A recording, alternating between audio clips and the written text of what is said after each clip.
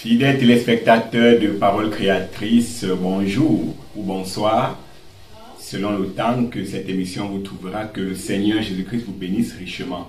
Nous vous disons merci d'être fidèles à votre chaîne Parole Créatrice et bienvenue à cette nouvelle édition de votre émission La Vision des âmes perdues.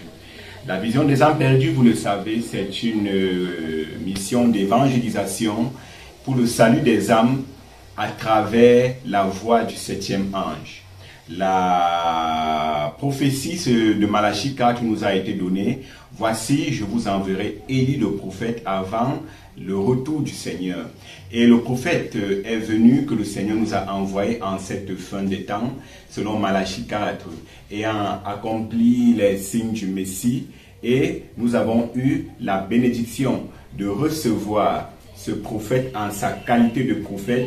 Et nous voulons dire au monde qu'avant le retour du Seigneur, Dieu a promis un prophète qui devrait venir préparer cette épouse à la rencontre du Seigneur. Aujourd'hui, nous voulons écouter un merveilleux message intitulé « Je sais ». « Je sais » est un message assez puissant qui raconte l'histoire d'un célèbre et d'un illustre personnage de la Bible qu'on appelle Job. Nous savons comment Job a été persécuté, comment il a été éprouvé dans la Bible. Mais selon sa merveilleuse formule qu'il a dit, je sais que mon Rédempteur est vivant. Aujourd'hui, plusieurs d'entre nous peuvent se retrouver dans des situations assez délicates, assez difficiles, mais nous devons être conscients que notre Rédempteur est vivant. Le Seigneur est vivant, le Seigneur ne peut pas nous abandonner. Il ne peut pas te laisser seul, il ne peut pas t'abandonner. Dans Job chapitre 42, après que Job ait été délivré de toutes ses angoisses, voilà ce qu'il réplique. « Je reconnais que tu peux tout et que rien ne s'oppose à tes pensées. Quel est celui qui a la folie d'obscurcir tes desseins? Oui, j'ai parlé sans le comprendre, des merveilles qui me dépassent et que je ne conçois pas. Écoute maintenant et je te parlerai, je t'interrogerai et tu m'instruiras. Mon oreille avait entendu parler de toi, mais maintenant mon œil t'a vu. » Quelles que soient les épreuves que tu traverses, quelle que soit la peine, quelles que soient les déceptions, les outrages que tu traverses, sache une chose, si tu fais confiance à Dieu, que ton oreille entend parler, un jour tes yeux le verront. Je te prie et je t'invite donc à écouter ce merveilleux message. Je sais qui donnera certainement du tonus à ton âme, qui te fera comprendre que quelqu'un est passé là avant toi, il a fait confiance à Dieu et Dieu l'a élevé. Il le fera aussi pour toi. Que le Seigneur te bénisse richement. Shalom. Nous sommes certainement un peuple privilégié d'être ici ce matin, d'être vivants sur la terre pour voir un autre grand temps de Pâques. Pâques nous apporte toujours quelque chose de tellement glorieux, de nouvelles espérances. Et comme c'est formidable. Et juste au moment où j'entrais dans la pièce, là-bas, ce matin, quelqu'un est venu me voir et m'a dit, « Frère Branham, vous savez, le petit bébé, ou le petit enfant, ou quelqu'un pour qui on a prié à Chautauqua l'année dernière, qui était censé se faire enlever le cœur, en faire corriger des valves, ou quelque chose comme ça. Il a dit, le bébé a été guéri, et il est dans le bâtiment ce matin. En effet, il est assis ici ce matin. Alors, c'est très bien. Nous entendrons ce petit témoignage, peut-être juste avant de commencer l'autre service. Et nous sommes simplement un peuple heureux. Maintenant, je vais demander à Frère Neville s'il veut bien lire le passage de l'Écriture dans Matthieu ou dans Luc, l'un des deux, à propos de la résurrection. Si vous ne l'avez pas déjà lu, l'as-tu lu, frère? Donc, pendant que nous nous préparons pour la prière. Et maintenant, après ce service, il y aura le service de guérison. Une fois ce service terminé, vous irez prendre votre petit déjeuner. Puis, après cela, nous reviendrons de nouveau à 9h30 et nous commencerons un autre service. Après, il y aura le service de guérison. Et après, il y aura le service de baptême. Et quel bon moment pour le baptême! Oh là là, la résurrection. C'est pour ça que nous sommes baptisés, parce qu'il est ressuscité. Je me souviens qu'avant que nous ayons notre baptistère ici, j'avais l'habitude d'emmener les gens là-bas, à la rivière, tôt, par des matins frais et glaciaux, pour baptiser les gens là-bas, dans la rivière. Il y a quelque chose à ce sujet c'est un moment sacré. Pâques, c'est un grand moment. Je regardais frère Pat Tyler, assis ici. Je parlais justement à quelqu'un hier soir que lors de nos dernières réunions dans l'Oklahoma, j'essaie maintenant, et je vais l'annoncer, de mettre de côté, jusqu'à ce que Dieu m'appelle à le faire, mon ministère de discernement de longue date, parce que je pense, au début, que le nouveau ministère est en train d'arriver. L'autre soir, personne n'en savait rien.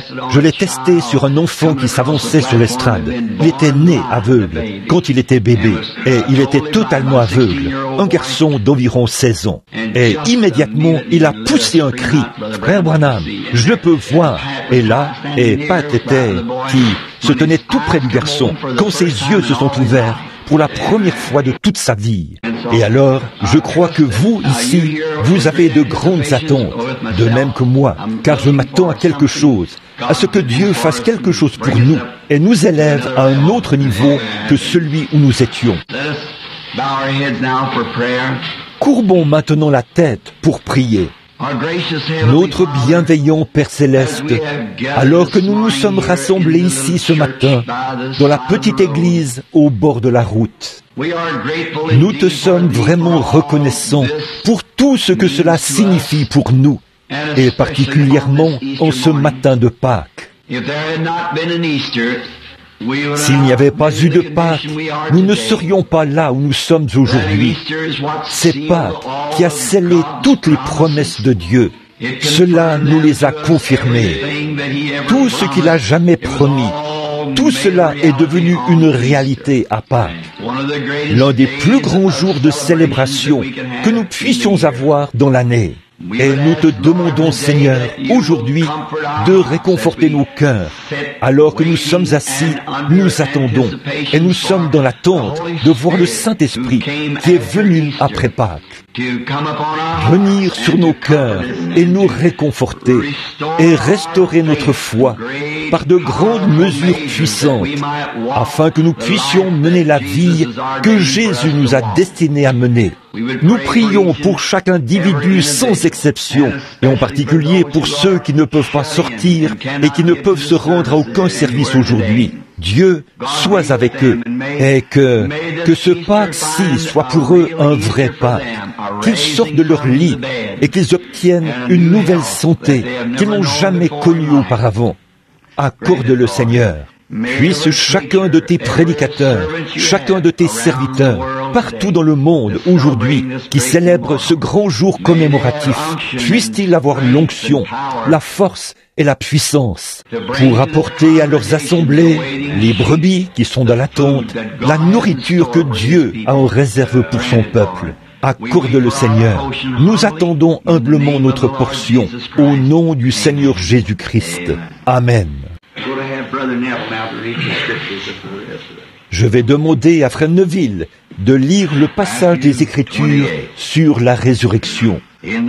Après le sabbat, à l'aube du premier jour de la semaine, Marie de Magdala et l'autre Marie allèrent voir le sépulcre. Et voici, il y eut un grand tremblement de terre, car un ange du Seigneur descendit du ciel, vint rouler la pierre et s'assit dessus. Son aspect était comme l'éclair, et son vêtement blond comme la neige. Les gardes tremblèrent de peur et devinrent comme morts. Mais l'ange prit la parole et dit aux femmes, « Pour vous, ne craignez pas, car je sais que vous cherchez Jésus qui a été crucifié. Il n'est point ici, il est ressuscité, comme il l'avait dit. Venez, voyez le lieu où il était couché, et allez promptement dire à ses disciples qu'il est ressuscité des morts. Et voici, il vous précède en Galilée. C'est là que vous le verrez. Voici, je vous l'ai dit. » Elles s'éloignèrent promptement du sépulcre, avec crainte et avec une grande joie, et elles coururent porter la nouvelle aux disciples.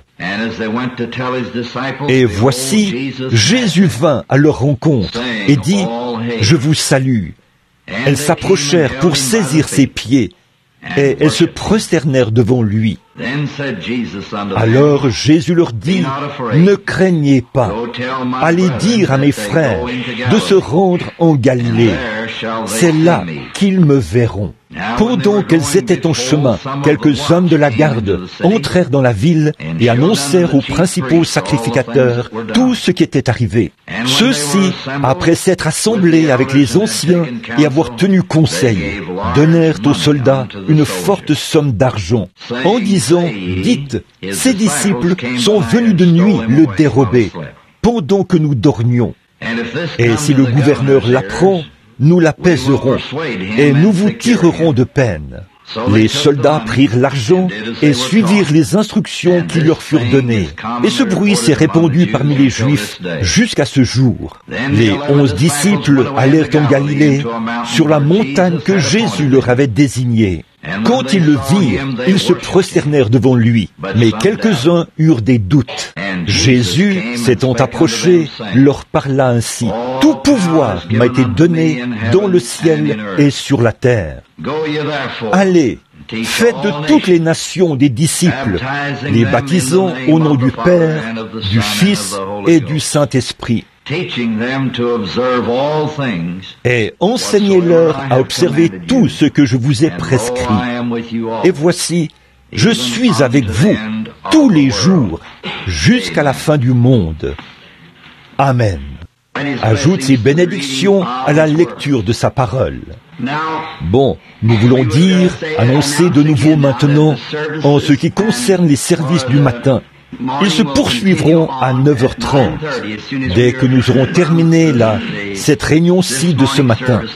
Et alors, nous appelons ceci notre service du lever du soleil.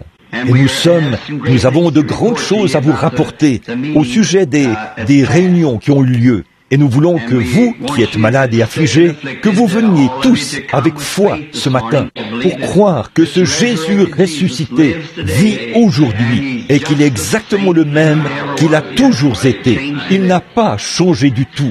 Maintenant, je veux lire un petit passage de l'Écriture ici, qui se trouve au chapitre 19 de Job, à partir du verset 15. Je suis un étranger pour mes serviteurs, mes servants. Je ne suis plus à leurs yeux qu'un inconnu. J'appelle mon serviteur et il ne répond pas. Je le supplie de ma bouche et c'est en vain. Mon humeur est à charge à ma femme et ma plainte au fils de ma chair. Je suis méprisé même par des enfants. Si je me lève, je reçois leurs insultes. Ceux que j'avais pour confidents m'ont en horreur. Ceux que j'aimais se sont tournés contre moi. Mes os sont attachés à ma peau et à ma chair. Il ne me reste que la peau des dents. Ayez pitié de moi, vous, mes amis, car la main de Dieu m'a frappé. Pourquoi me poursuivre comme Dieu me poursuit? Pourquoi vous montrer insatiable de ma chair? Oh, je voudrais que mes paroles fussent écrites maintenant, qu'elles fussent rédigées dans un livre. Je voudrais qu'avec un burin de fer et avec du plomb, elles fussent pour toujours gravées dans le roc. Mais je sais, mon Rédempteur est vivant et qu'il se lèvera le dernier sur la terre. Quand ma peau sera détruite, il se lèvera. Quand je n'aurai plus de chair, je verrai Dieu. Je le verrai et il me sera favorable. Mes yeux le verront et non ceux d'un autre. Mon âme languit d'attente au-dedans de moi. J'aimerais prendre ceci comme sujet, tiré de Job 19. Je sais. Le patriarche de cette époque était un peu comme nous le sommes aujourd'hui. Il s'était retrouvé avec de gros problèmes, comme on dit, dans des hautes eaux, et il était à bout. Bien des jours, il s'asseyait sur le tas de cendres et il essayait de trouver des mots pour se consoler. Il essayait de trouver quelque chose qui lui donnerait du courage. Et quelque chose qui le réconforterait alors qu'il voyait sa vie dépérir.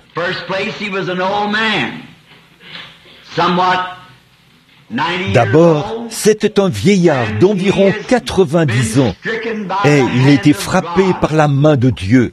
Or, nous savons que Dieu ne l'avait pas touché de sa main, mais que Dieu avait permis à Satan de le toucher. Dieu n'utilise que des intermédiaires pour faire les choses. Si Dieu veut qu'un mal soit fait, il laisse simplement Satan aller le faire. Et s'il veut que le bien soit fait, il a ses serviteurs qu'il laisse aller le faire. Et Satan avait touché Job dans un but, pour l'éprouver, parce que lui et Dieu avaient eu un débat. Et Dieu a dit à Satan, « J'ai un serviteur sur la terre, il n'y a personne comme lui. Tout ce que je lui dis, il le fait. C'est un homme parfait et un homme juste. » Et Satan a dit, « Si tu me le livres, je l'amènerai à te maudire en face. » Job ne savait pas que toutes ces choses se passaient, et le patriarche a été plongé dans une profonde détresse. Pourtant, d'une manière ou d'une autre, quand tout lui avait été enlevé, il a quand même maintenu sa position en Christ. « Je sais que mon Rédempteur est vivant », a-t-il dit. Eh bien, nous en arrivons à ces situations-là. Cela nous arrive à tous. Et je crois qu'aujourd'hui, nous sommes réunis ici pour quelque chose de semblable, dans ce même but. Nous sommes tous sur le tas de cendres. Nous avons nos ennuis, et nos hauts et nos bas, et nos mauvais moments, et nos maladies, et nos chagrins, et nos déceptions. Alors nous venons comme ceci, un matin, ce matin de Pâques, pour trouver des paroles de réconfort, comme Job essayait d'en trouver auprès de ses amis. Aucun d'eux ne pouvait lui apporter la moindre consolation. À cause des problèmes qu'il avait, il l'accusait d'avoir péché en secret. Alors, au milieu de tous ces problèmes, Dieu est venu à son secours. Job s'interrogeait, car il savait que non seulement sa maladie et ses ulcères, les problèmes, les chagrins d'avoir perdu sa famille et toutes ses richesses, qu'à cause de toutes ces choses, il était sur le point de perdre la vie. Mais il était un vieillard, bien avancé en âge, et il savait qu'il allait descendre dans la tombe. Et sachant ceci, il croyait qu'il y avait quelqu'un qui l'avait amené sur la terre. Il n'aurait pas pu simplement venir ici par lui-même. Et il savait qu'il venait d'un père et d'une mère. Mais pourtant, ce père et cette mère devaient avoir eu quelqu'un qui les avait amenés ici. Et on en revenait toujours à l'originel. Qui a amené le premier être? Puis il s'est demandé ceci. C'est étrange que je sois ici, en train de me promener. J'ai une vie supérieure à celle de l'animal, une vie supérieure à celle de la vie végétale. Mais pourtant nous voyons qu'il a dit, si l'arbre meurt, il revivra. Et si une fleur meurt, elle revivra. Mais il a dit, l'homme se couche. Il expire, et où est-il? Ses fils viennent le pleurer et l'honorer, et il l'ignore. Et il se demandait, qu'est-ce qui ferait en sorte que Dieu permette à une vie comme celle-là de revivre, comme celle des fleurs et des plantes, mais qu'un homme, lui, ne pourrait pas revivre. Tout cela le troublait. Et si nous voulons bien nous servir de cela pour tirer une conclusion ce matin, et c'est pour ça que nous sommes ici. Nous avons entendu l'histoire de Pâques maintes et maintes fois, et nous l'avons lu et relu. Et aujourd'hui, dans vos émissions à la radio, vous entendrez différents ministres en parler. Mais j'ai pensé, pour mon petit groupe ce matin, que le Seigneur m'a donné, que je l'aborderais d'un point de vue différent, si je le pouvais, pour traiter de pourquoi ces problèmes nous arrivent-ils? Qu'est-ce qui fait que ces choses arrivent? Pourquoi un chrétien devrait-il être perplexe? Pourquoi tout ne se déroulerait-il pas parfaitement bien pour un chrétien? Mais ce n'est pas le cas, et nous le savons. Et il nous arrive parfois d'avoir plus de problèmes quand nous devenons chrétiens que quand nous étions pécheurs. Bien sûr, il est écrit, de nombreux malheurs atteignent le juste, mais de tous, Dieu le délivre. Dieu a promis qu'il y aurait de nombreux malheurs, des sentiments étranges, des choses étranges qui dépasseraient notre entendement. Mais ces choses arrivent toujours pour notre bien. Nous ne pouvons pas les comprendre, parce que si nous les comprenions, alors pour nous, il ne serait pas question de foi. Nous nous reposerions sur une compréhension. Mais nous mettons en pratique, et nous possédons, et nous croyons par la foi sa parole. Ces choses vont produire pour nous quelque chose de bon. Si nous pouvions saisir cela aujourd'hui, ce matin, si nous pouvions saisir que tous nos problèmes, et aucun de nous n'est à l'abri d'en avoir, et si nous pouvions nous rendre compte que ces choses arrivent pour notre bien.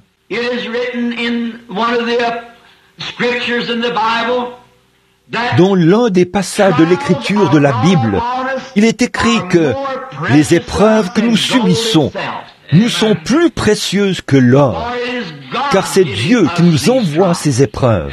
Après que nous sommes devenus sa propriété, après notre confession, notre baptême et notre promesse de marcher pour lui dans cette vie, alors toutes les épreuves qui nous arrivent ont pour but de nous perfectionner pour sa gloire. Elles ont pour but de nous amener à un point où Dieu pourra alors devenir plus réel pour nous qu'il ne l'était avant que l'épreuve arrive. Je veux me joindre à Job ce matin, dire que j'ai vécu assez longtemps pour savoir que c'est la vérité. J'ai constaté cela dans ma propre vie. Chaque fois qu'une situation grave survient, quelque chose que je ne peux ni contourner, ni fuir, ni surmonter, Dieu ferait un passage. Et au bout du compte, c'est glorieux. Je me demande bien comment sa grâce arrive à accomplir cela. Pourtant, il le fait.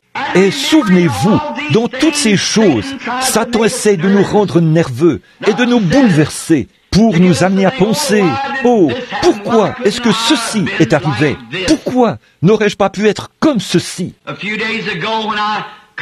Il y a quelques jours, quand je suis sorti de l'endroit le plus beau et le plus magnifique que j'ai jamais vu de toute ma vie, c'était le grand édifice de notre frère, Oral Roberts. Quand j'ai vu ce marbre massif, et pas une fenêtre nulle part, mais comme c'était bien arrangé. J'ai été à Hollywood, et j'ai été dans des palais de rois, et j'ai été dans tous les endroits possibles, ou presque, partout dans le monde, et dans des demeures, et tous les endroits chics et charmants. Mais je n'ai jamais rien vu, aucun endroit comparable à cela, nulle part. Comment les petits fils d'aluminium sont tissés ensemble à l'intérieur. Et, oh, je n'ai jamais rien vu d'aussi magnifique de toute ma vie. Quand j'ai marché dans ce bâtiment, j'ai passé mes mains sur ces pilastres et le merveilleux granit. Le tout représentait la forme de la Trinité, du Père, du Fils et du Saint-Esprit. C'était gravé sur cela, toutes ces choses. Je venais de rentrer de chez frère Tommy Osborne et j'avais vu sa grande œuvre puissante pour le Seigneur. Je me suis tenu à l'extérieur, j'ai regardé cet édifice et j'ai pensé, oh Dieu, sûrement que je suis devenu un hypocrite, sûrement que je suis devenu un paria à un moment donné, car les ministères de ces hommes découlent du mien. Et j'ai pensé, quoi? Peut-être que je suis si peu digne de confiance, Seigneur, que tu ne pouvais pas me confier quelque chose comme ça. Même le peu d'argent que tu m'as donné pour payer les compagnes et tout. Maintenant, ils essayent de m'envoyer au pénitencier pour ça. Et pourquoi suis-je un tel hypocrite? Ou pourquoi suis-je si peu digne de confiance? J'étais sur le tas de cendres, comme Job autrefois. Quand je me tenais là, dehors, j'avais peine à retrouver mon souffle devant tant de majesté, qu'un pauvre garçon né dans une bicoque, un pentecôtiste, puisse accomplir tant de choses, au point d'en arriver à voir ce grand édifice gigantesque. Et j'ai pensé, oh Dieu, peut-être que je ne suis pas digne. Juste à ce moment-là, une petite voix est descendue de ces corridors et a dit, mais je suis ta portion. Alors j'ai pensé, oh Seigneur Dieu, oh, alors que ça reste comme ça, Seigneur. Parce que je n'aurai pas l'intelligence de diriger une grande œuvre comme celle-là pour toi. Et je suis un illettré. Mais tant que tu es ma portion, je suis à toi et tu me conduiras. Je ne pourrai pas me conduire moi-même. Mais, ô Seigneur, conduis-moi. Ce sont ces heures cruciales qui nous amènent sur ces sables sacrés. C'était dans la Bible. Et souvenez-vous, peu importe combien la détresse est grande, Satan ne peut pas vous enlever la vie tant que Dieu n'en a pas fini avec vous.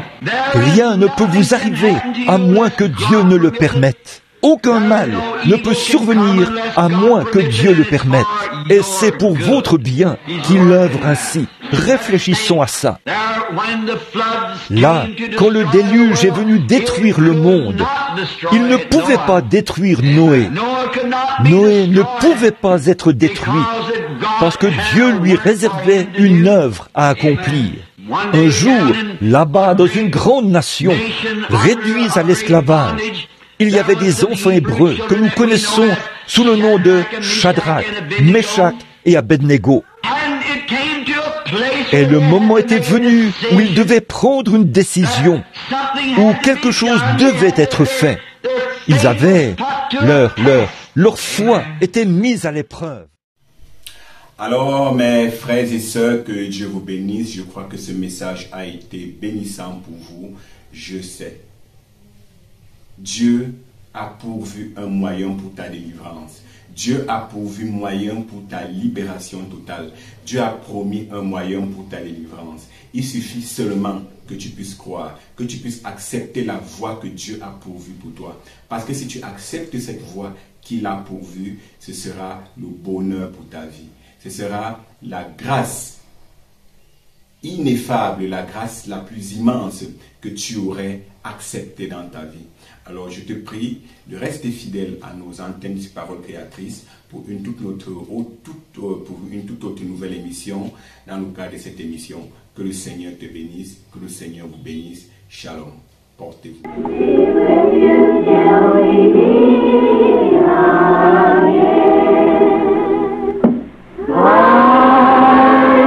Que par son conseil, il vous guide, vous soutienne.